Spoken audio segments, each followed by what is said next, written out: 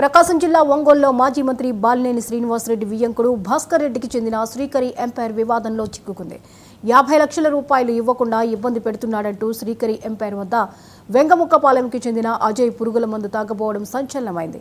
ఎన్నిసార్లు వచ్చినా ఫోన్ చేసినా సమాధానం లేకపోవడంతో కుటుంబంతో సహా వచ్చి పురుగుల మందు తాగేందుకు సిద్ధం కావడంతో స్థానికులు అడ్డుకున్నారు. విలాస్కు గ్రావెల్ ఇసుక తోలటానికి అయిన ఖర్చు ₹1,00,00,000 ఇంకా తనకు 50 లక్షల రూపాయలు రావాల్సి ఉంది. మహిళల బంగారం తాకట్టు పెట్టి ఇసుక గ్రావెల్ సప్లై చేసి ప్రస్తుతం పిల్లల స్కూల్ ఫీజు కట్టలేని స్థితికి వచ్చామని అజయ్ రమణ ఆవేదన చెందారు.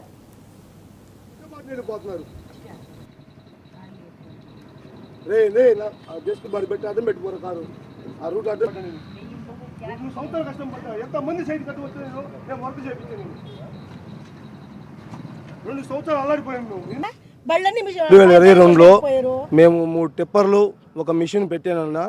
కొండా భాస్కర్ రెడ్డి గారు పెడితే మీరు వర్క్ చేయమ్మా, మొత్తం పేమెంట్ నేను కడతానని ఒప్పుకున్నాడు. అవసరమైతే నీకు లెటర్ కూడా రాసిస్తా అన్నాడు. సరే సరే మొత్తం వర్క్ చేశాను. ఈ హైవేలో నా ఫ్లాట్ ఒకటి ఉంటే ఆ ఫ్లాట్ అమ్మేసి డీజిల్ పెట్టుబడి పెట్టి చేశాను. నేను 22 లక్షలు పెట్టుబడి చేశాను. నాకు ₹1,00,00,000 రావాల్సింటే 40 లక్షలు డబ్బులు ఇచ్చారు. ఇంకా నాకు 57 లక్షల అమౌంట్ రావాలి. ఆ డబ్బులు అడుగుతుంటే ఇస్తామని చెప్పి మేము ఫోన్ చేస్తుంటే నా నెంబర్ హోల్లో పడేశారు. 3 నెంబర్లు హోల్లో పడేశారు. మేము ఎంతో ఇబ్బంది పడుతూ ఉన్నాం. భయంకరంగా ప్రతిరోజు చెప్పాలి మమ్మల్ని కలవనిట్లేదు, సార్ని కలవనిట్లేదు. సార్కి ఈ సంగతి తెలుసో తెలీదో నాకు తెలియదు. మేము చాలాసార్లు ఫోన్ చేసిన నెంబర్ హోల్లో పడేసింది. చాలాసార్లు ఇక్కడికి వస్తే మమ్మల్ని కలవనీయకుండా చేస్తూ ఉన్నారు. ఈరోజు మా బాధ అర్థంగా మా బళ్ళన్నీ సీజ్ చేసేసారు. ఫైనాన్స్ వాళ్ళు తీసుకెళ్ళిపోయారు.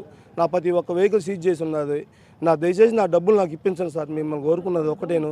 దయచేసి గ్రావెల్ తోలేం, ఎజ్జల కొండ నుంచి గ్రావెల్ తోలేం.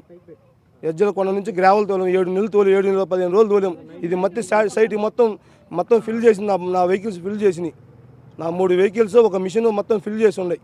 మొత్తం ఫిల్ చేసి అన్ని మట్టి తోలి పెట్టాము. మాకు అంత అమౌంట్ ఇస్తా అన్నాడు. ఇప్పుడు ఫోన్ చేస్తే ఫోన్ రిసీవ్ చేయట్లేదు. మొత్తం నా నెంబర్లు అన్నీ బ్లాక్ లిస్ట్లో పడేశారు. మేము చాలా ఇబ్బంది పడుతున్నాం. ఫైనాన్స్ పరంగా ఇబ్బంది పడుతున్నాం. నా ఫ్యామిలీ అంతా రోడ్డున పడిపోయింది. వాళ్ళకుండా మొత్తం బంగారం చెవులు మొత్తం తీసుకెళ్ళి తాకట్టు పెట్టాను. నా పిల్లలు ఎగ్జామ్ కూడా రాపిలేదు, ఎగ్జామ్ ఫీజు కట్టలేదని ఇళ్ళకి పంపించేశారు స్కూల్ కాడి నుంచి. మేము చాలా ఇబ్బందులు పడతాం. మా బాధను అర్థం చేసి మా అమౌంట్ మాకు ఇచ్చేయమని చెప్పమని అదే రిక్వెస్ట్ కోరుకుంటా ఉన్నాం. 2020 మాలాడం సార్, మేము మాదిగోళం సార్. మేము కష్టం చేసుకుని తినేవాళ్ళమి. అక్క వస్తువులు ఇండి తెచ్చిపెట్టి అది చేద్దాము, మన సారోళ్ళే కదంటే అక్క ఈయండి అని చెప్పి ఇచ్చాము. అడిగాడు, అన్నీ తీసి ఇచ్చాము. ఆఖరికి ఫ్లాట్ కూడా తాకట్టు పెట్టి తెచ్చాడు. ఇదంతా అయిపోయాక 2-3 సార్లు వచ్చాము. మేము నన్ను కూడా తీసుకొచ్చాడు. రాక వెళ్దామని వచ్చాము. వస్తే మమ్మల్ని సెక్యూరిటీ లోనికి వెళ్ళనీళ్ళు. వాళ్ళు ఏం చేస్తారు, అసలు వాళ్ళు రానికపోతే వాళ్ళు ఏం చేస్తారు, వెళ్ళనీళ్ళు మమ్మల్ని లోనికి వెళ్ళనీకపోతే 2-3 సార్లు సార్ వాళ్ళ ఇంటికి కూడా వెళ్ళాం. అసలు మమ్మల్ని లోనకి రానిలా, సార్ వాళ్ళు మమ్మల్ని అసలు లోనకి రానిలా. మేము ఇప్పుడు 74 రోజుల నుంచి అయితే బళ్ళన్నీ తీసుకెళ్ళి చచ్చిపోతానని ఒకటే ఏడుతున్నాడు సార్. ఇంట్లో పరిస్థితి అసలు బాగలేదు. పిల్లలు మిషన్లు పెట్టి పనులు చేయించాడు. లారీలు పెట్టి 2-3 లారీలు పెట్టి కొక్కిలేర్లు పెట్టి మట్టి తోలిచ్చాడు. ఇక్కడ మట్టి, ఇసుక, కంకర అవన్నీ తోలిచ్చింది. అబ్బాయి తోలిచ్చాడు. ఇక్కడ పిల్లల్ని ఇప్పుడు బళ్ళో కూడా చేర్చుకోవట్లేదు. ఫీజు కట్టకపోతే ఎవరు ఊరుకోరుగా. అయితే బళ్ళో నుంచి ఇంటికి పంపించారు. ఎగ్జామ్ కూడా రాయని ఇలా. మా పరిస్థితి కూడా మరీ దారుణంగా ఉంది. అసలు ఇంట్లో తినడానికి కూడా లేదు. బళ్ళన్నీ తీసుకెళ్ళారు. ఇప్పుడు 3 రోజుల నుంచి అయితే ఆ అబ్బాయి చచ్చిపోతారని ఒకటే ఏడుతున్నాడు, మదన పడుతున్నాడు. మేమేం చేయగలుగున్నాము, పెద్దవాళ్ళతో మేమేం చేయగలుగున్నాం. మమ్మల్ని లోనకి రానికపోతున్నాయి. ఆఖరికి ఇంటికి వెళ్తే ఇంటికి గేటుగా లోనకు రానిపోతున్నాయి. ఇంకా మేము ఎవరిని అడగాల? మా కష్టం తీర్చేది ఎవరు? తూకి కసినివ్వండి మొత్తం మాలాడం సార్.